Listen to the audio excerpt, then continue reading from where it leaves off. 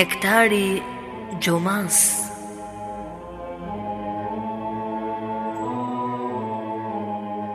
Prezanton Fondacioni Kur'anit.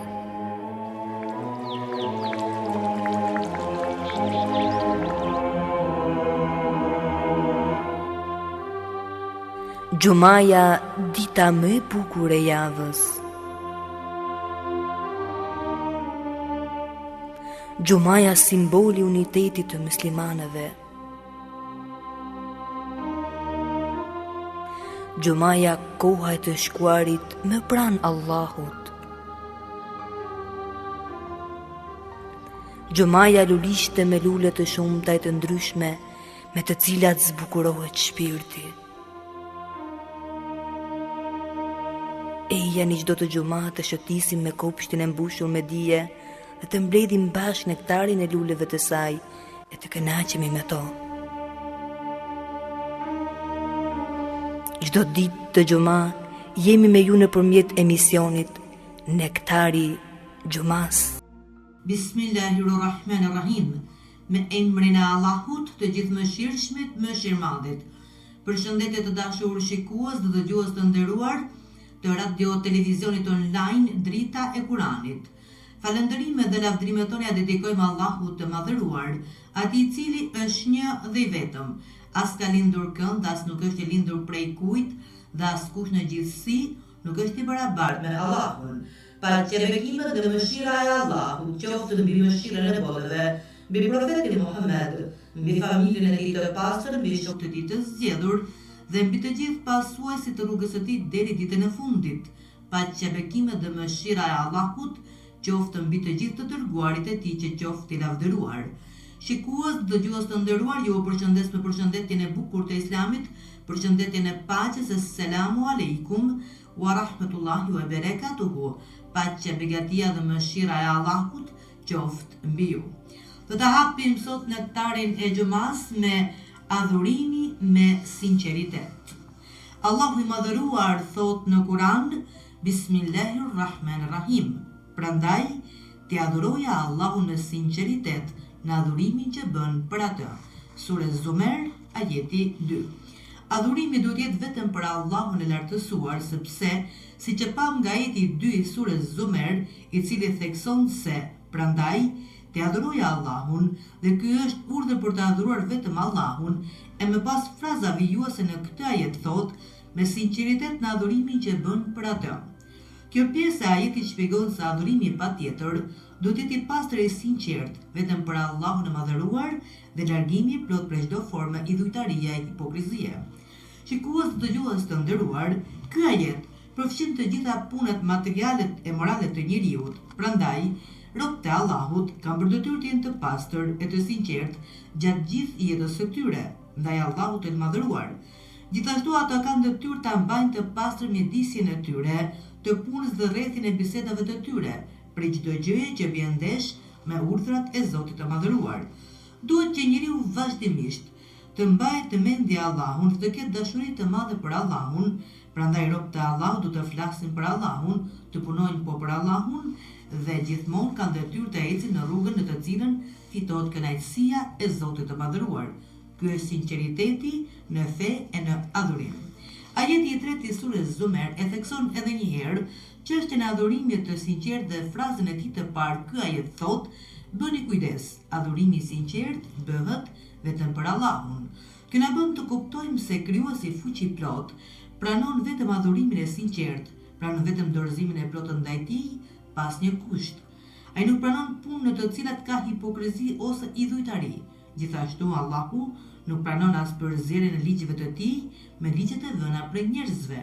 Për këtë mbetet detyrë të tregojmë kujdes të veçantë për kryerjen e adhurimit me sinqeritet. Këtë e përforcon edhe hadithi ardhur prej të dërguarit të Allahut, profetit Muhammed, paqja dhe bekimet e Allahut qofshin mbi të dhe mbi familjen e tij, në të cilin lexojmë se një burr i tha profetit Muhammed: ne i japim pasuritë tona në kërkim të përmendjes, për këtë a ka për ne shpërblim? I dërguari i Allahut tha jo. Burri përsëri tha: o i dërguari i Allahut, ne japim në kërkim të shpërblimit dhe të përmendjes, a ka shpërblim për ne? I dërguari i Allahut tha: Allahu i lartësuar pranon vetëm atë që është dhënë e është bërë me pastërti të plot vetëm për hir të tij, dhe pastaj lexoj ajetin: bëni kujdes, adhurimi i sinqert bëhet vetëm për Allahun.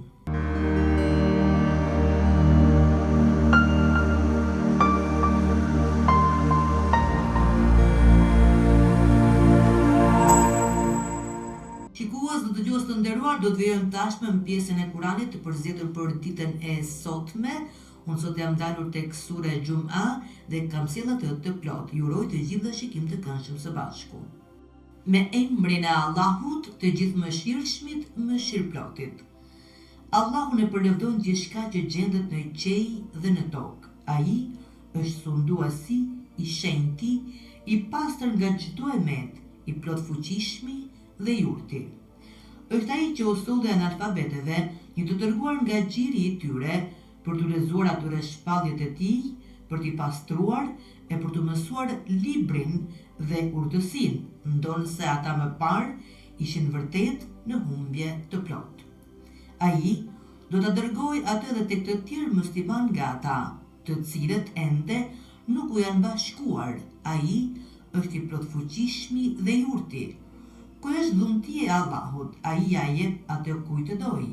Allahu zotëron dhunti të madhe. Shembulli atyre që u besua Teurati, por pastaj nuk e zbatuan atë, i shembullen gomarit që vetëm sa i mbart librat, sa i keq është shembulli atyre që mohojnë shpalljet e Allahut. Allahu nuk i udhëzon në rrugë të drejtë keqbërësit. Thuaju hebrejve: në qoftë se ju pretendoni se jeni të vetmit miq të Allahut nga të gjithë njerëzit, atëherë dëshirojeni vdekjen, po të jeni të sinqert. Por ata kurrë nuk do ta dëshirojnë vdekjen për shkak të të ligave që kanë bërë me duart e tyre.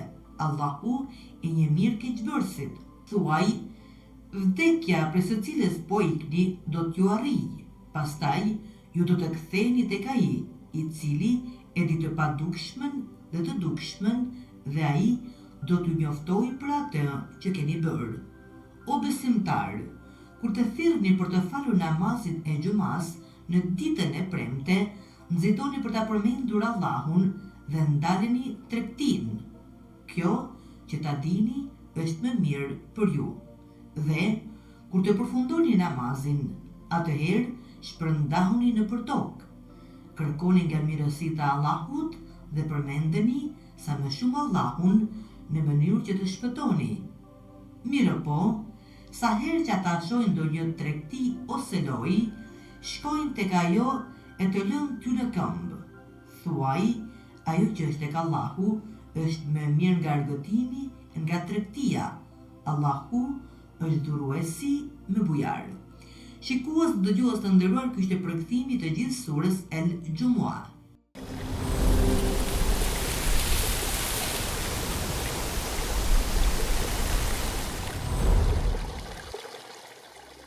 Do të vijojmë tashmë me temën e ditës për sot në Nektari i Xhumas, ku sot do të flasim rreth temës rëndësia dhe urtësia e adhurimit në Islam.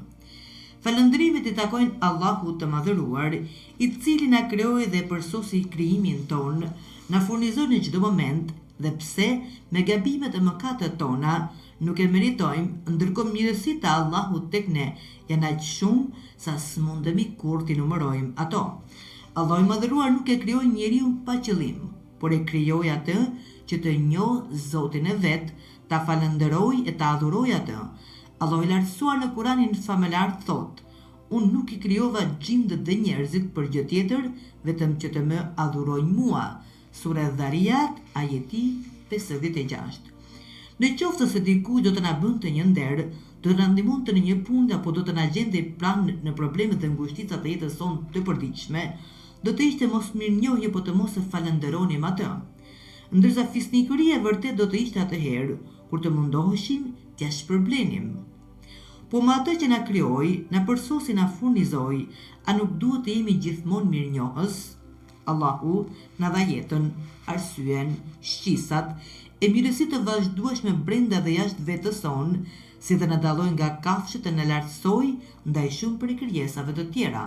Allahu i madhëruar thot në Kur'an: edhe nëse përpiqeni t'i numëroni dhuntit të Allahut, nuk do të mund t'i numëroni dot. Sura Ibrahim, ajeti 34. Njeriu duhet të jetë mirënjohës Zotit për të gjitha mirësitë e ta falendrojë atë mëngjes dhe mbrëmje. Prandaj edhe falendrimi i Allahut quhet adhurim, jo veç për faktin se na ka dhënë aq shumë mirësi, por edhe sepse ai është krijuesi ynë e ne jemi robë të tij. Allahu i Madhëruar na ka bërë detyrim që ta adhurojmë atë në forma të ndryshme, në mënyrë që të jemi mirënjohës atij me të gjithë qenien tonë. Njeriu e madhëron dhe adhuron Allahun me gjymtyrët e tij nëpërmjet namazit, me brendësinë e tij nëpërmjet agjërimit, me pasurinë e tij nëpërmjet zakatit dhe me sakrificën e tij nëpërmjet haxhit. Këto adhurime me në krye namazin nuk janë mbingarkesë për njeriu, sepse Allahu i urtë e gjithdijshëm nuk i ngarkon krijesat e tij përtej mundësisë së tyre dhe përtej mundësisë që ata kanë. Për këtë, në surën Bekare, në ajetin 286 lexojmë fjalën e Allahut të Madhëruar, i cili thotë: Allahu nuk e ngarkon askënd përtej fuqisë që ka, në dobi të tij është e mira që bën, kurse në dëm të tij është e keqja që punon. Por në këtë ajet, Allahu i Madhëruar dhe i lartësuar na tregon se si besimtarët e vërtet dhe besimtarët e vërtet kërkojnë dhe luten për ndihmë tek Zoti i tyre, që ai t'ju lehtësoj barrën e rëndë të mos i ndëshkojë ata për atë që harrojnë dhe t'u afal gabimet e tij mëshiroj. Ajeti vijon duke thënë: Zoti ynë, mos na ndëshko për atë që harrojmë ose veprojmë pa qëllim. Zoti ynë, mos ta ngarko barrë të rëndë ashtu si ngarkove ata para nesh. Zoti ynë, mos ta ngarko me diçka që nuk mund ta mbartim. Na i shkryej gjunahet tona, na i fal ato dhe na mëshiro. Ti je Zoti ynë, prandaj na jep fitore kundër atyre që nuk besojnë. Pra ishte ajeti 286 i surës Bekare. Sigurisht, Allahu i Madhëruar nuk kërkon nga ne më shumë nga ajo që kemi mundësi të bëjmë, ndërkohë ai na mëshiron dhe mëshirën e tij të gjerë na përfshin të gjithë ne, edhe pse nuk e meritojmë atë mëshirë të madhe me punët e pakta që bëjmë. Të gjitha detyrimet dhe adhurimet në Islam kanë ardhur në dobi të njeriut, sepse Allahu nuk ka nevojë për adhurimet tona, por jemi ne ata që kemi nevojë në çdo moment për Zotin ton, i cili meriton të adhurohet në çdo moment. Namazi, për shembull, e përmirëson njeriu nga ana e disiplinës me veten e tij, por edhe në marrëdhëniet me njerëzit e tjerë, ndërsa zakati, ky adhurim dhe obligimi i veçantë, rregullon dukshëm problemet sociale të njerëzve. Zakati lufton varfërinë, shërben në uljen e papunësisë, rrit mirëqenien e njerëzve, largon armiqsinë dhe zilimin nga zemrat e nevojtarëve, si dhe rrit unitetin, solidaritetin dhe humanizmin. Zakati forcon vëllazërinë dhe ulëndjeshëm praninë e vjedhjeve, grabitjeve, mashtrimeve dhe krimeve në përgjithësi, kurse agjërimi është një adhurim që ka dobi fetare, morale, sociale dhe shëndetësore. Agjërimi është një adhurim i veçantë që fiton drejt për drejt dhe na fton drejt devotshmërisë dhe përsosjes morale, e cila manifestohet nëpërmjet sakrificës, durimit, mëshirës, bujarisë e tjerë, sikurse edhe e pam gjatë këtij muaji të begatë të Ramazanit. Agjërimi forcon më shumë besimtarin në sinqeritetin e tij ndaj Allahut, e bën atë më të durueshëm nga uria dhe etja që të forcohet e kalitet më shumë për provat e jetës. Agjërimi e bën besimtarin të mendojë më shumë praktikisht për njerëzit e varfër, të cilët vojnë nga skamja, si në të ngrënë, ashtu edhe në të pirë. Agjërimi e pastron besimtarin nga vdeset e liga dhe nxit besimtarin të ndihet më afër me besimtarët e tjerë. Dhe sa i përket haxhit, këtij adhurimi tepër madhështor, shikojmë se ai është me të vërtet një institucion i vërtet edukimi shpirtëror dhe fizik, me vlera të larta shoqërore. Me kryerin e këtij riti apo adhurimi fetar, kuron se mundet shkatëruese të zemrës. Aty fitohet durimi, përkushtimi, vëllazërimi, solidariteti, toleranca, mëshira dhe mbi të gjitha barazia mes njerëzve. Nga të gjitha detyrimet dhe adhurimet e fesë islame, namazi është adhurimi më i rëndësishëm, pasi ai kryhet 5 herë në ditë, Prandaj, dhe shikojmë se profeti Muhammed, paqja dhe bekimet e Allahut qofshin mbi të dhe mbi familjen e tij, i ka kushtuar namazit një rëndësi tepër të veçantë dhe e ka quajtur atë shtylla e fesë. Namazi është adhurimi që e karikon muslimanin plot energji e besim, e forcon atë në fenë e tij dhe ndihmon që të bëjë një jetë islame të rregullt. Kjo sepse namazi me 5 kohët e tij e bën besimtarin ta kujtojë Allahun e madhëruar mëngjes e mbrëmje, natën dhe ditën. Me fjalë të tjera, namazi është adhurimi që e mban njeriu të lidhur me Zotin që i krijoi. Përveç kësaj, namazi e bën njeriu të urtë, njerëzor dhe të dobishëm për shoqërinë. Namazi është rregullatori për kryerjes jetës së njeriu, është ilaç për zemrën dhe ushqim për mendjen. Në të vërtetë, ky adhurim është mëshira e Allahut për robët e tij, sepse në dynja njeriu nëpërmjet këtij adhurimi ruan besimin e tij dhe në ditën e gjykimit do t'i lehtësohet llogaria kur të dalë para Allahut të plot fuqishëm. I dërguari i Allahut, profeti Muhammed, ka thënë: "Vepra e parë për të cilën do të jap llogari njeriu ditën e gjykimit është namazi. Në qoftë se njeriu është i rregullt me namazin, do të jetë i shpëtuar, e nëse nuk do të jetë në rregull me të, atëherë do të jetë i shkatëruar." Dhe një tjetër thënie profetit thotë: "Në qoftë se llogaria e namazit do të dalë mirë, do të jetë me lehtë për të në punët e tjera. Nëse llogaria e namazit nuk del mirë, atëherë prishen edhe punët në vazhdim." Shikues dhe dëgjues të nderuar, do të shkëputemi për pak sekonda së bashku dhe ju ftoj të qëndroni me ne pasi do të flasim për një tjetër adhurim shumë të rëndësishëm në Islam, i cili është adhurimet që bëhen ditën e Xumë. Qëndroni me ne.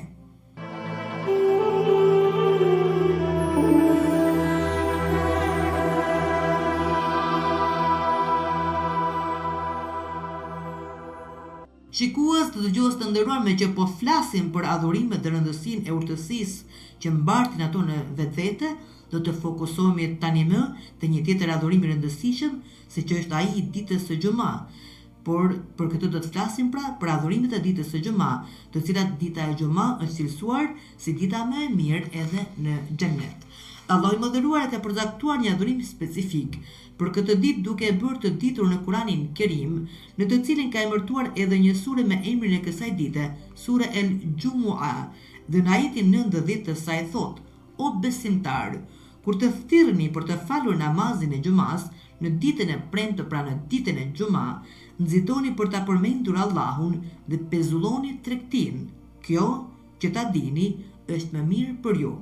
Dhe kur të përfundojë namazi, atëherë shpërndahuni nëpër tokë, kërkoni nga mirësitë e Allahut dhe përmendeni shumë Allahun në mënyrë që të shpëtoni." Profeti Muhammed, paqja dhe bekimet e Allahut qofshin mbi të dhe mbi familjen e tij, ka folur aq shumë për rëndësinë dhe vlerën e madhe të ditës së Xumë, pasi na ka lënë një mori hadithësh, të cilat do t'i përmendim një pjesë të tyre në vazhdim. Profeti i nderuar ka thënë: "Dita më e mirë në të cilën lind dielli është dita e Xumë. Në atë ditë u krijua Ademi alayhis salam, në atë ditë hyri në xhenet. Ditën e Xumë doli nga xheneti, në atë ditë vdiq, në atë ditë do të bëhet kiameti. Kur të vijë dita e Xumë, shtoni salavatet mbi mua." Dita e Xumë është dita që Allahu i lartësuar u dha muslimanëve, që futë vëdha ditën e shtunë, ndërsa të krishterëve të dielën. Profeti Muhammed, paqja dhe bekimet e Allahut qofshin mbi të dhe mbi familjen e tij, ka thënë: "Neve na drejtoi Allahu tek dita e Xumë. Kemi ardhur të fundit në këtë botë, por do të jemi të parët në botën tjetër, sepse muslimanët do të merren të parët në llogari." Dita e Xumë është ditë e madhe për melekët e Zotit. Profeti i nderuar ka thënë: "Kur vjen dita e Xumë, melekët vinë në dyert e xhamive dhe regjistrojnë besimtarët në regjistrat e tyre, njërin pas tjetrin. Kush hyn i pari në xhami ditën e Xumë, regjistrohet me emrin e tij dhe i shkruhet për sevap, sikur ka bërë kurban një deve. Kush vjen pak më vonë, shkruhet emri i tij, sikur të ketë bërë kurban një lop. Kush vjen pas tij llogaritet sikur ka bërë kurban një dash. Ati që vjen më pas, i shkruhet sikur ka bërë kurban një pul. Kush vjen pas tij, i shkruhet sikur ka dhënë sadaka një ves. Pastaj, në momentin që hatibi ngjit shkallët e mimberit, ata i mbyllin regjistrat e tyre, ulen dhe dëgjojnë hutbën bashkë me besimtarët e tjerë që janë në xhami. Dita e Xhuma është dita më e bukur dhe në ditën e Kiametit, pasi dërguari i Allahut, profeti Muhammed, paqja dhe bekimet e Allahut qofshin mbi të dhe mbi familjen e tij, ka thënë: ditën e Kiametit do të vinë ditët e javës me pamje, më e bukura ndër to është dita e Xhuma. Do të jetë e bukur dhe e ndriçme, si nusja kur shkonte dhëndri i saj. Pastaj shkojnë ata që kanë falur Xhuman, ata ecin pas dritës së ditës së Xhuma. Fytyrat e këtyre njerëzve janë më të bardha se bora dhe nga trupi i tyre del arom parfumi misk. Të gjithë çuditen nga bukuria e këtyre njerëzve, të cilët hyjnë së bashku në xhenet dhe atyre u kalojnë vetëm muezinët që kanë qenë të rregullt në ezanet e tyre. Ajo që vlen të theksohet është se edhe në xhenet dita më e mirë është dita e Xhuma.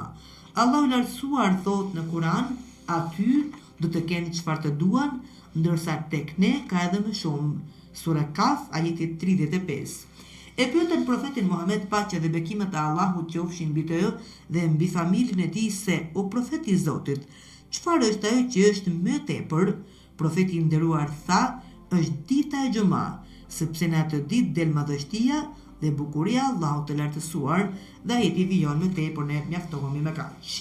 Prandaj besimtarët këshillohen që të jenë të kujdesshëm kur shkojnë të falin Xhuman, të mos merren me fjalë boshe apo të bëjnë muhabet kur mbat hutbja, sepse kjo ditë mbart në vetvete vlera të mëdha. Ndërsa ata që humbin Xhuman pa shkak, ta dinë se po humbin thesarin më të madh të kësaj bote dhe të botës tjetër. Prandaj Allahu i madhëruar dhe i lartësuar e bëri detyrë faljen e Xhumas për të gjithë ata që kanë mundësi. Profeti Muhammed paralajmëroi dhe tha: ata që lënë namazin e Xhumas, Allahu do të avullos zemrat atyre. Ata që i kanë zemrat e vullosura, ata bëhen të shkujdesur dhe xhenemi është i mbushur plot me njerëz të shkujdesur. Profeti i nderuar gjithashtu ka thënë: kush nuk i fal 3 Xhuma rresht pa arsye, atij personi ja vullos Zoti zemrën. Mes nesh ka besimtar që po t'i numërosh xhumat e tyre, ndoshta janë me mira, ka të tjerë që i kanë me qindra, të tjerë që i kanë me dhjetra. Kjo është sipas kohës që ata e kanë njohur këtë fe dhe kanë praktikuar atë. Por ka edhe prej atyre që nuk e kanë vlerësuar si duhet ditën e Xhuma. Kjo ditë meriton respekt dhe edukat të veçantë, ndryshe nga të gjitha ditët e tjera të javës. Prandaj, lipsët që të njihet besimtari musliman, po ashtu dhe besimtarja muslimane me këtë ditë të begat, ditën e Xhuma. Profeti i nderuar Muhamedi, paqja dhe bekimet e Allahut qofshin mbi të dhe mbi familjen e tij, ne mësoi si të sillemi ndaj kësaj dite. Ai ka thënë: kush lahet ditën e Xhuma, vesh rrobat më të mira që ka në shtëpi, parfumosët, vjen në xhami me qetësi, futet brenda dhe nuk i prish rreshtat e besimtarëve, falet sa të ketë mundësi, ulet dhe dëgjon hatibin me vëmendje, betohem në Allah se ai do t'ia fal gjunat e javës së kaluar dhe 3 ditë më tepër. Dini se nëse na pranohet një Xhuma, fshihen gjunat e 10 ditëve, na bëft Zoti nga ata njerëz që u fshihen gjunahet. Fjala më e mirë që thuhet në këtë ditë nuk janë muhabetet, si je ti e si jam unë, por është salavati mbi më të mirin e njerëzve, salavati mbi profetin tonë të dashur, Muhamedin, paqja dhe bekimet e Allahut qofshin mbi të dhe mbi familjen e tij. Kush e shton salavatin mbi të, e meriton ndërmjetësimin e profetit tonë të dashur. Gjë më mirë që mund të këndojnë gjuhët tona është Kurani fisnik. Nëse nuk di arabisht, atëherë lexoje shqip. Leximi i surës Kehf është specifik për ditën e Xhuma, sepse profeti i nderuar ka thënë: kush lexon surën Kehf ditën e Xhuma, ajo do t'i bëjë dritë deri në Xhuman tjetër. Gjithashtu profeti i nderuar ka thënë: në ditën e Xhuma është një orë në të cilën kush lutet në atë orë, Allahu ja pranon lutjet. Tregohet se kur ka folur për këtë gjë, profeti ynë i dashur i ka afruar gishtat me njëri tjetrin për të treguar se ajo kohë shumë e shkurtër, pra është koha kur pranohet lutja. Dietarët islam thonë në lidhje me këtë kohë, ajo kohë mund të jetë nga koha kur thirret ezani i Xhumas deri në kohën kur flet hatibi, ose koha që nga namazi i kindis e deri në namazin e akşamit. Prandaj, mos harroni të bëni dua pra lutje në këtë kohë. Në këtë ditë, pra në ditën e xuma, shtoni sa më shumë sadekat. Vlera e sadekas që jepet për xuma, ndaj sadekas që jepet në ditët e tjera, është si ajo sadaka që japim në Ramazan, krahasuar me sadakan që japim në muajt e tjerë. Kjo është dita më e bukur me të cilin mund të jetohet jeta, por mund të jetë edhe dita më e bukur me të cilët mund të mbyllet jeta, pasi profeti Muhammed, paqja dhe bekimet e Allahut qofshin mbi të dhe mbi familjen e tij, ka thënë: kush vdes ditën e xuma ose natën e xuma, Allahu do ta ruaj nga provat e varrit. Së fundmi, e lutim Allahun e madhëruar të na bëjë prej atyre që ja dimë rëndësinë dhe urtësinë që mbartin edhe vete adhurimet e kushtuara Allahut të lartësuar. Amin. Shikues, dëgjues të nderuar, kemi mbritur kështu në fund të emisionit Nektari i Xumas edhe për ditën e sotme. Falenderojmë pafundësisht Allahun e madhëruar, pasi falendrimet dhe lavdërimet më të bukura përkasin Allahut të madhëruar. Falenderojmë të gjithë bashkëpunëtorët tanë, Zoti i shpërbleft me mirësi. Një falendrim të veçantë për të gjithë shikuesit e emisionit Nektari i Xumas. Zoti ju begatov dhe ju shpërbleft me mirësitë e tij të pafundme. Duke ju lënë në shoqërinë e lutjes, pra në thirrjes së ajetit i cili fton për namazin e xumas, e lutim Zotin na pranon lutjet, adhurimet, dhikret dhe duat tona në këtë ditë të bukur të xumas dhe ju përshëndes me përshëndetjen e bukur të Islamit, përshëndetjen e paqes. Assalamu alaikum wa rahmatullahi wa barakatuhu. Paqja, begatia dhe mëshira e Allahut qoftë mbi ju. أيها الذين آمنوا إذا نودي للصلاة من يوم الجمعة فاسعوا إلى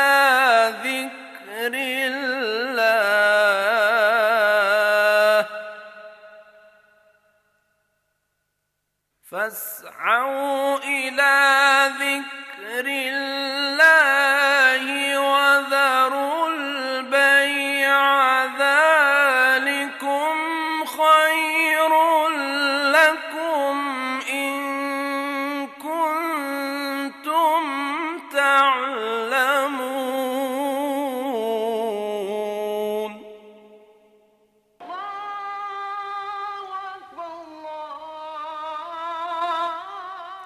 O ju që besuat, kur bëhet thirrja për namaz, ditën e xumas, esni shpejt për aty ku përmendet Allahu, dëgjojini hutbën, falni namazin, e lini shitblerjen. Kjo është shumë më e dobishme për ju nëse jeni që e dini. Ashhadu an